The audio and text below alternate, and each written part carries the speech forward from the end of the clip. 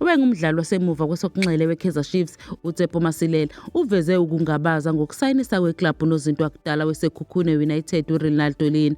Amakhosi asanda kumemezela ukufika kukaLina njengomdlali okhululekile kulandela isizini enhle abenayo neBabina Noko eyamnika nethuba lokubizwa eqenjini leBafana Bafana. Ujoyina umnyango wezokuvikela amagoli nombango omkhulu okukhona kuBrandon Peterson, unozinto omkhulu weRwanda uFeandri Ntwari, uBonhle Molefe kanye noBruce Mvuma okulindeleke ukuthi balethe ukujula okudingekayo kumqeqeshi omusha bezokuvikela uOliver Sorin ngemva kokuthi iclub ibhekane nenkinga yokulimala kwabadlali ngesizini edlule.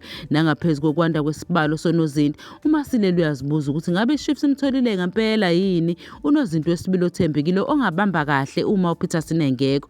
Ebheke emuva emidlalweni kaBruce Mvuma noNtwari yesizini edlule, uMasilela akagculisekile ukuthi kukhona yini kubo ogqame ngokwanele ukuthi angangena ezicathulweni ngokuthembeka uma kwenzeka uPeterson ethola ukulimala kwesikhathi eside. Njengoba uNtwari noMvuma besenezinkontileka neclub, uMasilela ubona ukuthi ukufika kukaLina kusho ukuthi oyedwa kulabo nozinto abakhona kungenzeka dedelwe iclub ngaphambi kwesizini enzima ehlanganisa imidlalo yeMTN 80 neye-Africa. Nangaphezulu kwalokho, uMasilela akagculisekile ngesimo sikalina lapho ebuza ukuthi kungani iSekhukhune United ivumele lo mdlali ukuthi ahambe mahhala kunokuba yelula inkontileka yakhe ukuze ithole imali ngezindleko zokudluliswa kwakhe. Ubuye waxwayisa ngokuthi ukusuka kwiSekhukhune uya kwiKaizer Chiefs kuza noshintsho olukhulu lwesimo, ingcindezi kanye nokulindelwe okukhulu okushiya kungabaza ukuthi ngabe uLina uyimpendulo eqondile yini ekufuneni kweclub nozinto wesibili othembekile.